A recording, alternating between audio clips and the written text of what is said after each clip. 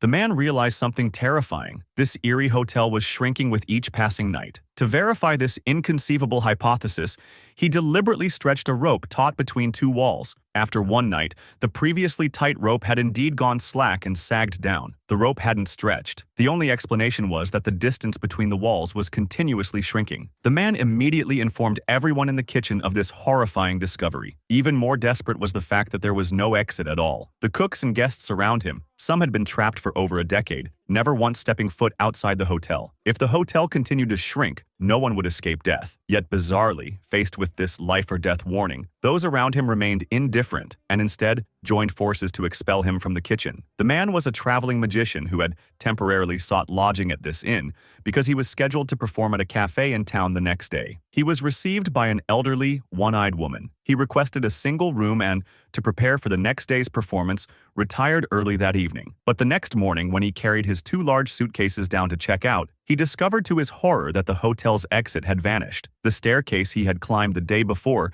had now inexplicably transformed into a cold, solid wall. As he stood bewildered, the aging pipes began to shake violently, emitting piercing metallic clanging sounds, and then the entire wall started to resonate in response. He pressed his ear against the wall and heard what sounded like strong, powerful heartbeat-like pulsations coming from within. The corridor lights flickered erratically. Without warning, a row of small doors opened at the base of the wall corners, and a band emerged from them, playing a bizarre tune and advancing straight toward him. The succession of grotesque scenes before him left him at a loss. To avoid inviting more trouble, he could only try to leave with his suitcases in hand. However, just as he turned a corner, he collided head-on with a waiter carrying dishes. The waiter casually shoved the tray into his arms. Hurry up, we haven't got all day. Get in line.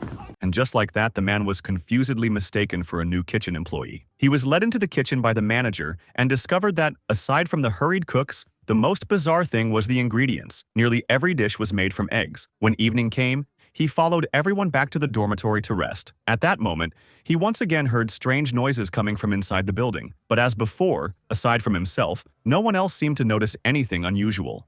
Did anybody hear that?